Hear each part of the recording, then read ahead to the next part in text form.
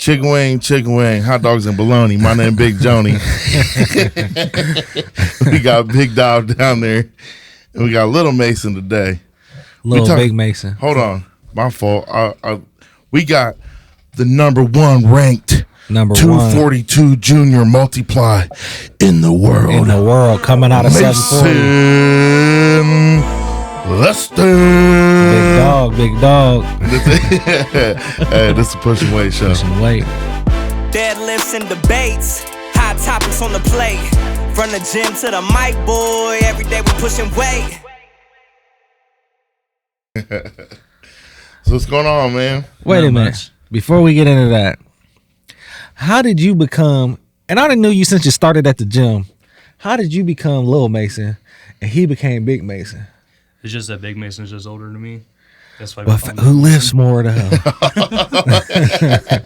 I was just messing with you, Mason. I was just messing with you. Yeah, he messing until Lester walks in and he's like, "I'm Big Mason now." Man. So what's been going on, man? How's life? It's been a minute since you've been on. Yeah, it's been a minute. It's been good. Yeah, good. I know that you switched jobs since then. What are you doing now? I'm gonna say I work at a foundry. I would say I run the furnace. I just melt metal all day. What's a foundry? I'm gonna say for me, the foundry I work at, we do tips. So I don't know if all foundries are the same or not, but for me, I run the furnace. I'll melt metal, and then 2 other people will come. They'll help pour it into the molds that are made out of sand. Okay. And then they're tips for like what?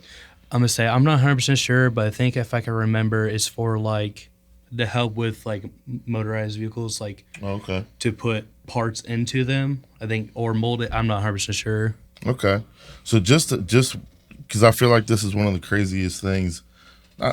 Not crazy in our world if you're that dedicated to something, but when you had first came on the show, you were working at a completely different company.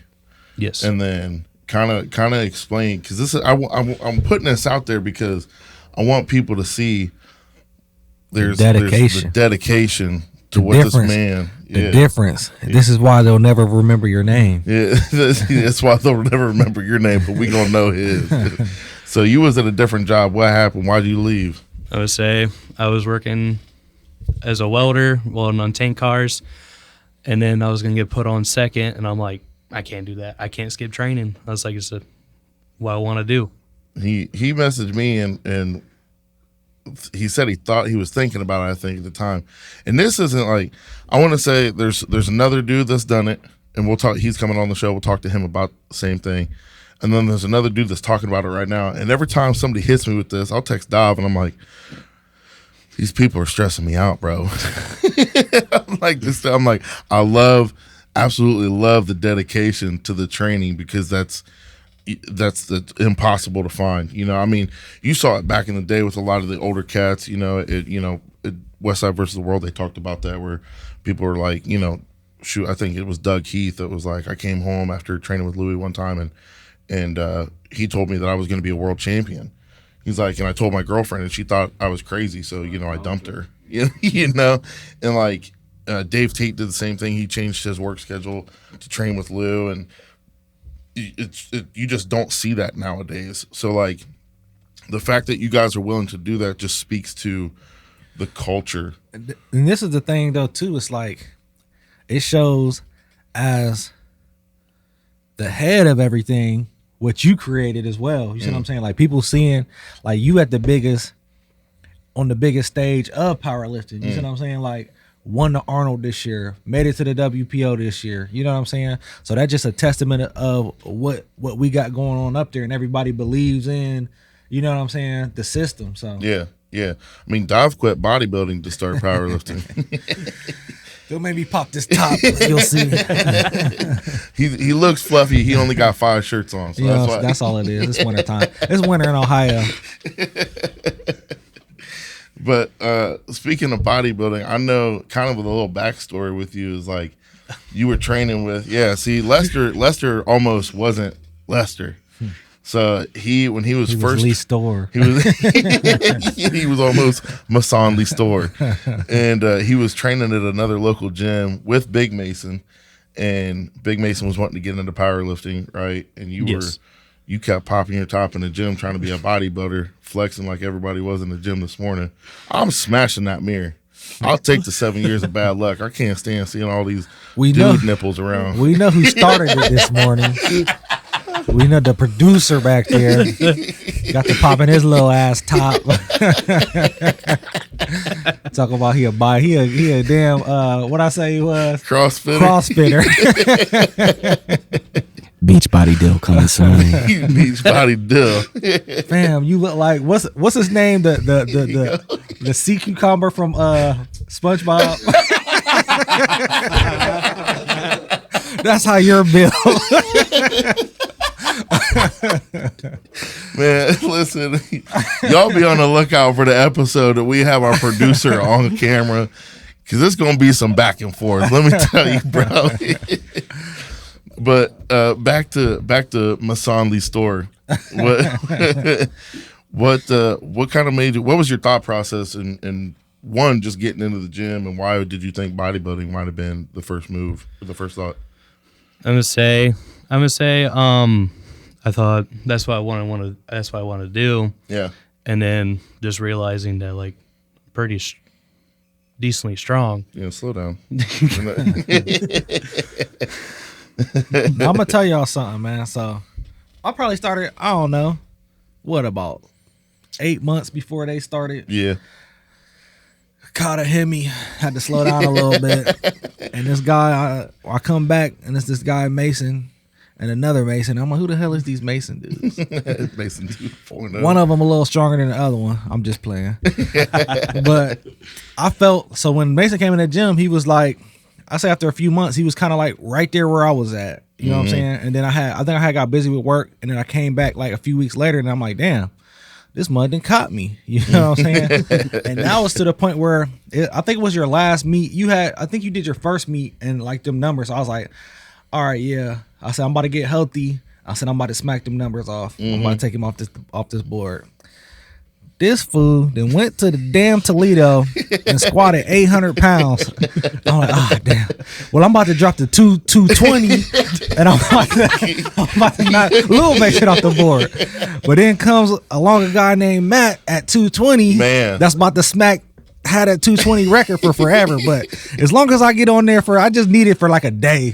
I just need it for it. So I'm going to get on there for a day. Hey, and then it's our gym. We'll write whatever we want to write. I'm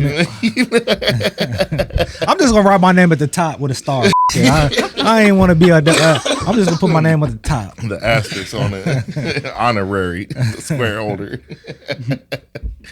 So, did you lift in high school as well, or is this? I'm gonna say, yeah. I'm gonna say during football, that's what I did, was just lift, and then after football, we did like off-season lifting. Yeah. What school did you go to? Ridgedale. Okay, shout out my Ridgedale guys over there. Shout out Ridgedale. We were just talking about them last episode. So, okay. All right. So then you started lifting again, and you were like, all right, the number one thing I want to do is get in a Speedo and flex in front of a bunch of guys. Get rubbed down in tanning lotion. And that's when Mason Lee Store was born. Thankfully, Big Mason done pulled you back. And when you first started powerlifting, was it kind of one of them things where it was like, you know, okay, yeah, I enjoy this because I'm lifting, or like, what was your first thought? Because what I'm trying to get the viewers to understand is the beginning of your journey. Because I mean, we just introduced you as the current number one junior 242 multiply in the world. We'll have a link on here. Y'all can look it up. Open powerlifting, check it out. Mason Lee Store. But I'm trying to get them to understand your journey from, because you've literally, what we just say, you guys, your year was October. Yeah, we say it was October. So it's literally been a year in the gym at 740, and you're already at where you're at. So kind of run us through, you know, like the beginning of it, or your journey, or what you were thinking. What was it when you hit that first number that made you want to keep going? I'm gonna say coming to the gym and then putting 500 pounds on my back.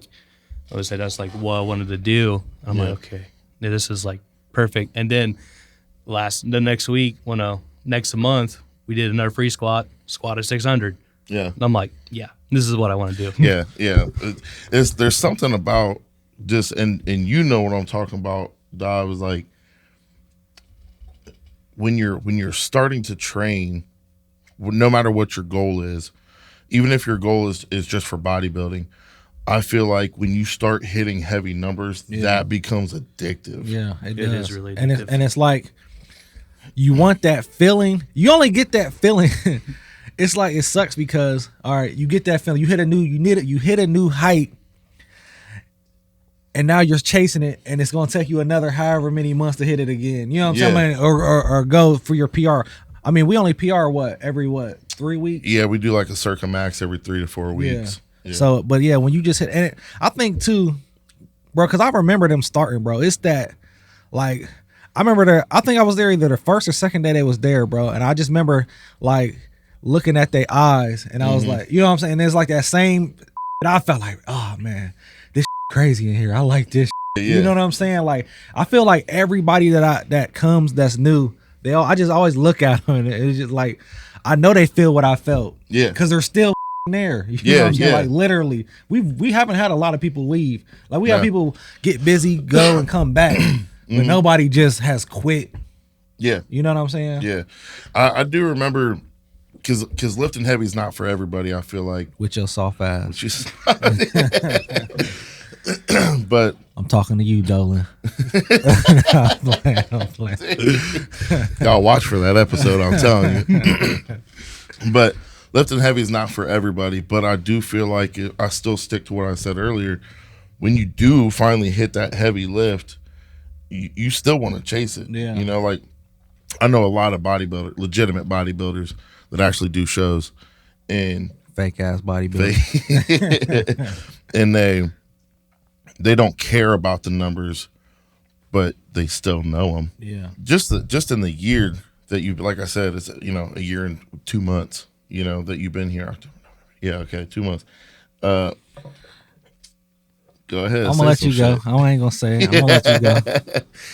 It's the Lord's day. I'm gonna let you go.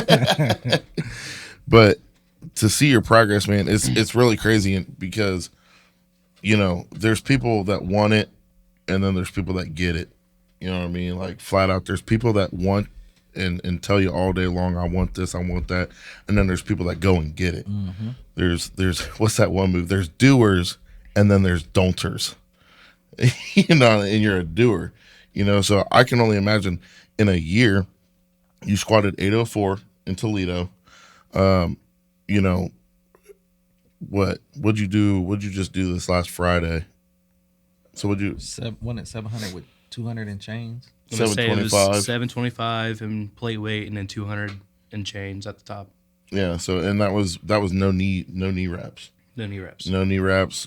Full suit, but no knee reps. So like, 1,000's around the corner. You know, like 1,000 is around the corner at 242. You know, so in the grand scheme of everything, when you first started, did you have like a sight of like? Because I know me personally, like, if you'd have asked me 2 years ago, like, do you think you're gonna squat 800 pounds? I'm gonna be like, I remember saying it. I'm like, 800, man, like that, like to have 800 on your back, you know. And then I'm seeing videos. They're like, oh, there's a point, there's a peak. You know, when you hit 800 pounds, it's different. It's different than any other weight, you know. And then boom, you know, hitting 1,008. So like, I never thought that I was gonna squat 8, let alone 1,000. So what was your mindset coming into it? I just want to squat it the most I can. Yeah. I'm gonna say that 800 when I did at the meet, I was surprised because I'm gonna say when I go up, I don't want to hear the weight. Mm-hmm. Like, I just want to be a surprise. Yeah. But when I got done at the squatting at the meet and it was 804, I'm like, dang. Yeah. Like, I've come so far since I started. Yeah. Yeah. That's I always play I kind of try and play mind games. I've done it with everybody when it comes to maxing out on something in the gym. And I won't tell them the weight. And if it's like if it's like 405, right? Obviously, everybody knows that 4 plates is 405 with a 45-pound bar. So if I know that mentally they have a block of 405 or 4 plates then I'll mix the weights up. I'll make them look stupid. 3 plates, quarter, 10, 5, and then 2 2.5s. And then I'll have whoever's the side spotters, I'll have them stand over the bar, like stand in front of the weight. So as people are getting ready, as they're walking up to the bar, they don't see it. And that's the trick that I got. I was stuck at 480 for months, dude. And that's what a lot of my old heads that I was training with, he was like, do you want to know the weight? Nope. And then I'd walk over there and I'm like limitless. And I'd know it. And then I wouldn't get it. So that's what he started doing, is loading it up weird and then having people stand in front of it. So I didn't even know. And I feel like you have that same mindset of like, I don't want to know. Just let me go do it. Or you could be like Beazle and say that's what I was just gonna say. Or you can have people walk up and be like, "That's a lot of plates." That's a lot of plates. And they throw you completely off. So, what's the next thing, man? What's So what's the next meet? Let's start out with that. What's the next meet? Whenever that American Cup Pro is. So the American Pro Cup or the Doghouse meet, we're finding out details on both of those, and we're sticking with APO. But what's the numbers that you're wanting to hit? Because I know you just hit a PR on bench as well this past week, right? What you hit? 465. Okay. What's the most you want to bench? And don't say the most I can bench. You're gonna be like, it's just as much as I can do. I want to try a 6. Okay. No, I'm talking about forever. Oh. I'm gonna say I'm not sure. I would like 8. Okay. Lifetime 8. Maybe even more. Okay. Because, like if you hit I think it's like in the 275 class, I think. John over there calculate like this I'm going to be, a couple episodes later, I'm going to be like, I saw Lester in the gym, and I was like, this caught up to me. Hey, fam. In a couple episodes, it's going to be, this is Big Dov and Big Lester over here.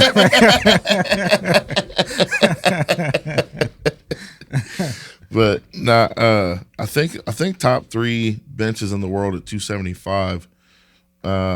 Dave Hoff at 1,047, I believe, and then I can't remember who the other 2 guys are. I think Mark Bell's up there, but there's like 856. How much your boy weighed when y'all went to Tennessee? Oh, Jimmy. Yeah. I think Jimmy's a super heavyweight. He almost has to be a super heavyweight. But he's also in a banded shirt. Oh, okay. So he's in unlimited class. He actually did that 1401, which I actually just saw. He just did 1,400 pounds for a double to a one board last week. So he's chasing 1,500 pounds, like a 1,500 pound bench. That's crazy. The 1,400 was crazy to watch and to think that is literally the most weight ever pushed in any powerlifting lift ever. Now I want to, me, bro. I'll be noticing funny shit. But my dad noticed this one. That might be where I get it from. I didn't notice in that video that there was a little person in the video. That's my dude, Jeremy. And my dad was like, damn, it's a little person in that video? I was like, ain't no little person in that video. He's like, yeah, it is, look. And he showed me the video. I'm like, oh, damn, I thought he was on his knees. My bad. I ain't trying to be funny. I just thought he was on his knees, man. Jeremy, I'll whoop his ass later for you, bro. I love you. Hey, listen, I ain't trying to be funny, man. I just seen it, fam. I didn't recognize. I didn't realize. Nah, he's super cool about it, man. Jeremy, I've known for a couple years now. He actually, I think he still does hold the world record for the most weight lifted at the smallest body weight. I think he has the world record coefficient. I could be wrong. I think he squatted 500, maybe more pounds at like 123 pounds. Damn, that's crazy. Yeah, crazy. I could get them numbers completely wrong, but nah, he's world record holder. But I think you've told me about that before. My bad, Jeremy. He was at the Doghouse meet that we was at the last one. Oh, he was there. I think my dad said something about it. He looked familiar. Man. Dog making the wrong jokes, he gonna get canceled, and it's gonna be Big Jonah and Big Dylan. You can't cancel me. You can't. I'm like Dave Chappelle. I can say what I want to say. Just because you live in Ohio don't mean you Dave Chappelle. We both bald. Both bald. So besides lifting, man, what's the balance like that you keep with work and home? Because it's a lot, man. And I know you got 2 young kids. Mm-hmm. What's the balance like? What kind of advice would you give to people that want to get into powerlifting or want to get into the gym, period, but have the responsibilities that we have? I'm gonna say, just if you want to get in there, do it. Do when you can. I'm gonna say, like me personally, I get some days with the boys, some days I don't. So like the schedule just fits with me. But like if you have them all the time, I would say go when you can. I would say. I think it's good for us. Forget them kids. Live. It's good for us because thankfully we have a spot that we can bring the kids. You know what I mean? Like there's some days that everybody's got their kids and it gets a little kid crazy in there, but it doesn't take away from what we have going on, in the main lift. It doesn't take away what we have going on. I love the fact that people can bring their kids in there and feel comfortable about bringing their kids in there and still being able to train. Mm-hmm. No, them little kids do be funny in there. You go in there sometime, like, man, I've walked in there before and a ball hit the garage door as I'm walking in. Like, oh, sorry, I was trying to shoot a basket because they got that little toy basketball hoop in there. I was trying to shoot a basket. I'm like, the hoop's over there. So yeah, it's good, man. It's good. I like having all them kids in there. It makes it fun. It makes it fun. But so so we already said you want to bench 800. What do you want to squat, man? Let's talk some numbers. Let's talk some numbers here. What you want to squat? Over 1,000. Over 1,000. Mm-hmm. With that band. Yeah. It's not that easy.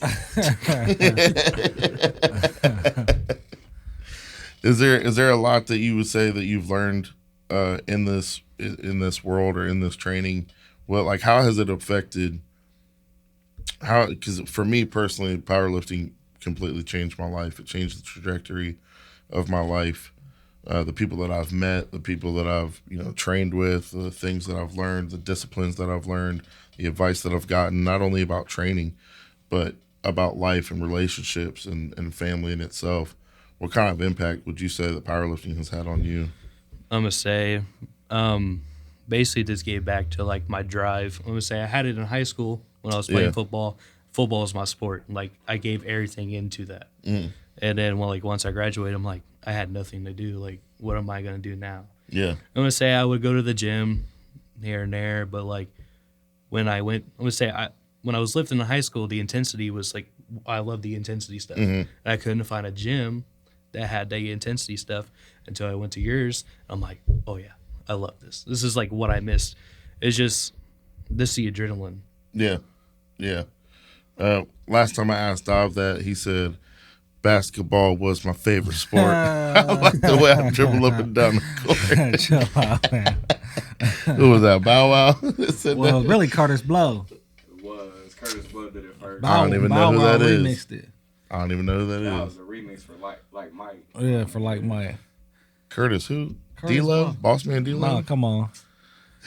My name is Curtis Blow. I just want you to know, fam. You don't know that? Damn. Nah, I don't, just want me to know somebody else. I ain't never heard of them. These are the breaks. Yeah. Nope. Only breaks I got is. These are the breaks. Break it out. Break it out. How you know it? Let's wrap this up. That's my nephew. He know a little about music too. Whatever, man. These songs are whack anyway. We ain't gonna catch them playing in the gym. I know that for a fact. New playlist dropping 2025. Carter's Blow. Curtis Blow. But man, I just want to say to wrap it all up, the fact that you came in and you were coachable. That's the big thing. Is like in this sport, you have to be coachable.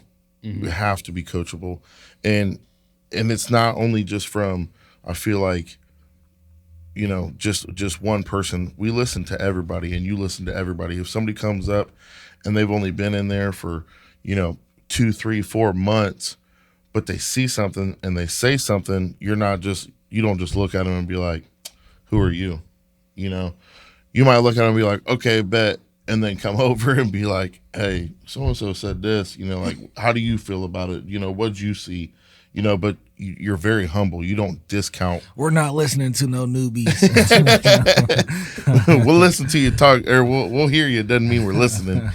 But, you know, you're very humble in it, and you're very coachable. And after every session you come up and you're like, what did you see? What can get better? You know, what was good? What was bad? And you take it and you fix it. And I honestly believe that's why your numbers have skyrocketed the way they have, you know, the way they are. I'm gonna say, if you tell me what I need to do, like you told me work on back and tries, I've been doing back and tries. Like I'll do anything I can to be number one. Yeah. Bro, but that's how simple it is, bro. Yeah. But just because we say it's simple don't mean it's not hard. You feel me? Like, Man. literally, what it sound Forrest Gump when he's like, I just did what you told me. Yeah. And bro, it's literally that simple. People try to put their own twist. Don't twist it. Do exactly what I said, how I said do it. Yeah. And that's all you had to do. Yeah. Oh, you talking about the part where why'd you disassemble that, Yeah. that weapon? Because you told me to, drill sergeant. Yeah. But he said, jump. Yeah, he's like, Gump, you're going to be a damn 4-star General one day. Now, disassemble your weapon. Hey, on everything. But nah, man, I can't wait to see what your future holds. Your next meet is in April, around February or April, in between that time, March, April. And I think your numbers are going to explode. I mean, the numbers that you have now obviously already has you ranked as the current number one for 2024, and next year's only about to get better. So what's the numbers going to be for the next meet? Give me a prediction. What's the next numbers about to be? Squat, probably over 9. Bench, 5, 550. Deadlift, 6, 650. Which one's your favorite? Squat. Squat. It's the best one that you're the one that you're best at. I'm gonna say I just been a natural born squatter. Yeah, for sure. Dropping it low. You like dropping it low? Pause. Don't talk to the 740 lifter of the month like that. Oh yeah. I don't know. We forgot to mention that you are actually, so when y'all get on 740barbell.com, you will see every month we're gonna highlight a lifter that's doing something. It's not just gonna be, random. It's somebody that's actually doing something. Active in the field. Active and A accomplishing. big stepper. A big stepper. and for December and going into January, you are the 740 lifter of the month. Maison Listor. You are the 740 member of the month, lifter of the month. So we got a couple things. I know we talked about some stuff. You still got to pay for your membership. Oh, yeah, which is due, by the way. But we got a surprise for you coming. It's gonna be something in the gym. I'll tell you, it's a stripper and a cake. It's we just gotta find a cake big enough for Dov. And,